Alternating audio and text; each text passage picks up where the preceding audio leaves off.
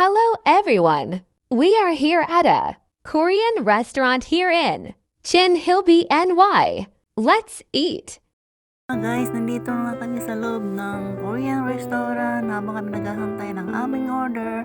Ayun, ayan, mayroon na kaming ang paunahing pagkain ay kimchi pancake. Masarap yan. First time kong kumain.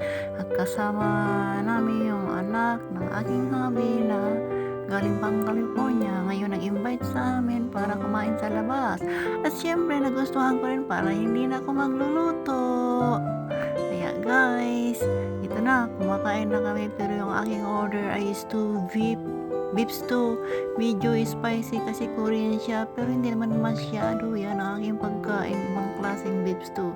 Ngayon tapos na ako kumain, tingnan nyo naman, puro buto na ang aking nakikita. Kaya lang, ayun sila hindi pa tapos kumakain. Habang kumakain sila ay gumagawa sila kung ayan, nagkukwentuhan silang dalawa tungkol sa kanya kasi matagal nga mo.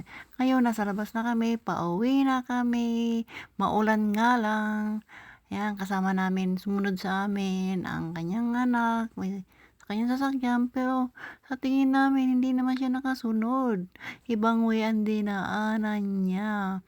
Ngayon,